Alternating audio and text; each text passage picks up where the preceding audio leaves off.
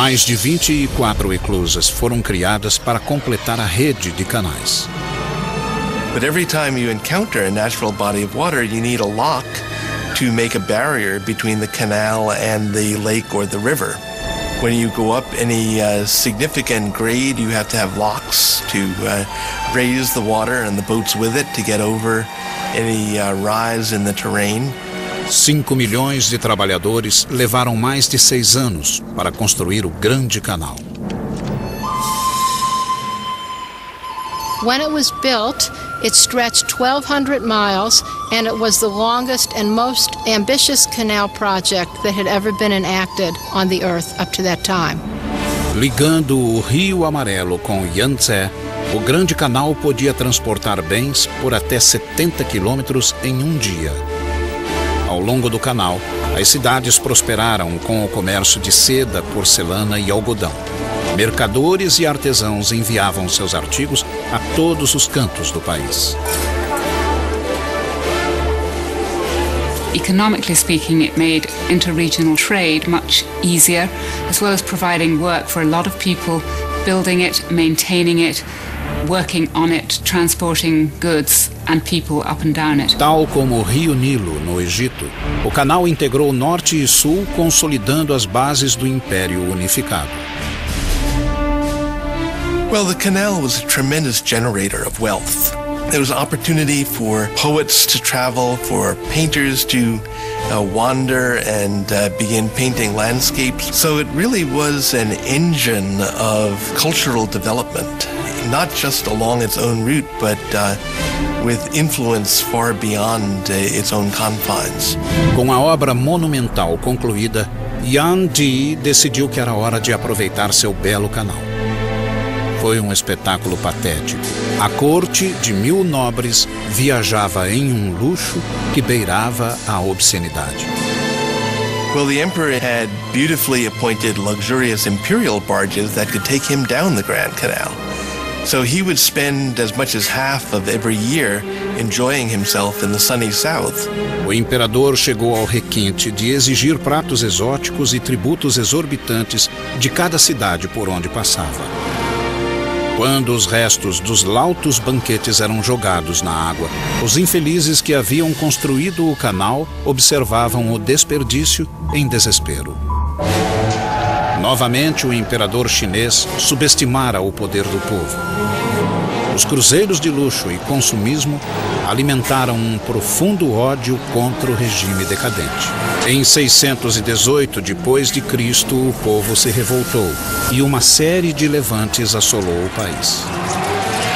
Outra vez o caos engoliu a China e logo alcançou o próprio palácio. O imperador foi morto pelos generais e a dinastia Sui teve fim repentino. Contudo, o império fora unificado. O cenário estava pronto para a época de ouro do país. Pela primeira vez, os engenheiros expandiram o império para fora dos próprios limites.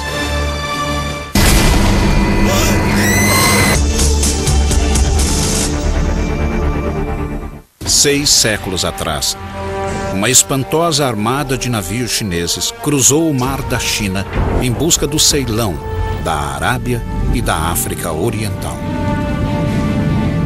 Era uma frota como nunca fora vista, com barcos de 9 mastros, escoltados por dúzias de navios de carga, de patrulha e de transporte de cavalos de montaria. A tripulação somava mais de 27 mil marinheiros e soldados. Era a famosa armada da poderosa dinastia Ming, anunciando ao mundo que após um século de domínio mongol, a China voltara a seus legítimos donos. Na proa, via-se o almirante, um plebeu da província de Yunnan que se tornara um dos mais poderosos líderes da dinastia Ming. Chamava-se Zheng He. Tinha 11 anos quando sua cidade natal caiu nas mãos dos Ming. Arrancado do seio da família, ele foi levado como presente para o príncipe e castrado.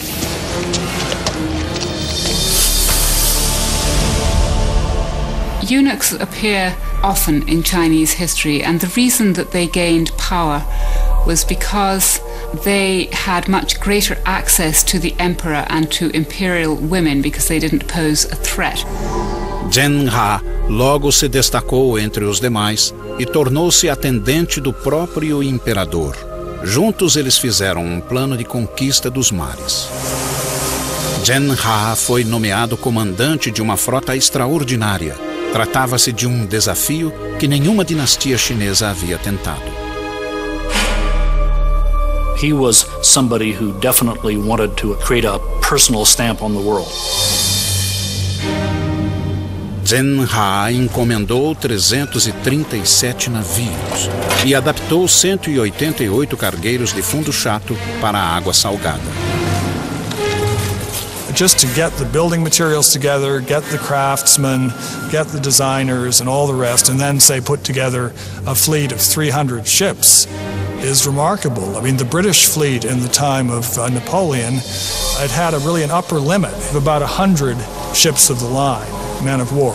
Exército de 30.000 carpinteiros, veleiros e artesãos trabalhava e morava nos estaleiros, cuidando noite e dia da magnífica frota de Zhen. No centro do enorme arsenal, 7 docas secas achavam-se separadas do Yangtze por represas de 8 metros de altura. Uma vez prontos os navios, as represas eram abertas, inundando as docas secas. A nau capitânia era espetacular, contando com 9 mastros e medindo 135 metros, quase uma vez e meia o comprimento de um campo de futebol. Foi o maior navio de madeira já construído. Projetado para ser estável, tinha fundo chato, recheado de pedras e uma inovadora madre do leme que podia ser erguida para reduzir o calado em águas rasas. Compartimentos isolados e estanques, inspirados na forma dos gomos de bambu, continham água potável e alimentos, além de manter o barco flutuando, mesmo com brechas no casco. O segundo deck era o alojamento da tripulação. Cozinha, cantina e operações ficavam no terceiro deck, enquanto o quarto servia de plataforma de lutas. Aparelhada, a capitânia tinha 9 mastros e 12 velas quadradas de seda vermelha, tingindo o azul do céu. Os outros navios tinham até 24 canhões de bronze, com alcance de tiro de até 300 metros. Popas e proas tinham esporões para atacar navios menores. Alguns navios transportavam cavalos ou soldados. Outros levavam tanques de água fresca e suficientes provisões para até 28 mil homens. We're talking about a really, really big fleet. It had as many soldiers and sailors on it as the Spanish Armada of 1588. It had about twice as many ships. Em 1405, o comandante eunuco Zhen He zarpou rumo ao mundo. Zheng He was not an explorer.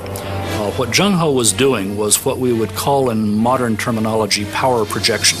Em 28 anos de carreira naval, o almirante Zhen He visitou 37 países, rodeou a ponta da África até o Oceano Atlântico e comandou uma frota cujos números sobrepujavam os das frotas europeias somadas.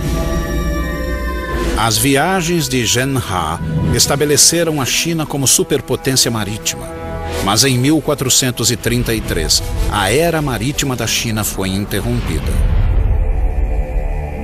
Zhen He morreu repentinamente quando visitava a Índia e a frota foi chamada para a China. Um novo imperador ocupava o trono. Com uma ordem incompreensível, ele mudou o curso da história chinesa. Apesar do domínio naval gozado pelo país, a magnífica frota de Zhen He deveria ser incendiada. Foi um dos momentos decisivos da história. A China tinha tudo para ser senhora dos mares e colonizar o mundo, anos antes dos portugueses, espanhóis, holandeses e ingleses. Sob o novo imperador, todos os navios marítimos foram destruídos. Até os portulanos de Zhen He foram queimados. A era marítima da China terminara. Todas as portas agora se fechavam. Os navios se foram e a promessa de poder internacional e conquistas estava morta. O motivo da decisão do imperador permanece um mistério até hoje. 1449, 16 anos depois que o império se isolou de novo, o velho inimigo da China retornou. Os mongóis lançaram um ataque maciço. Tal como as dinastias anteriores, os Ming refugiaram-se na muralha para se proteger. O resultado seria um feito monumental, talvez o mais espetacular do império: a restauração da Grande Muralha, que se transformou na colossal estrutura que conhecemos hoje. Earlier walls had been primarily made of stamped earth. The Ming walls were faced with brick and stone. They were much more solid, and those are the ones that we can still see parts of today. Uma mistura de papa de arroz e calcário queimado criou uma argamassa cuja eficiência rivaliza com a do moderno cimento. A construção de fortes militares na Grande Muralha atingiu o auge na dinastia Ming.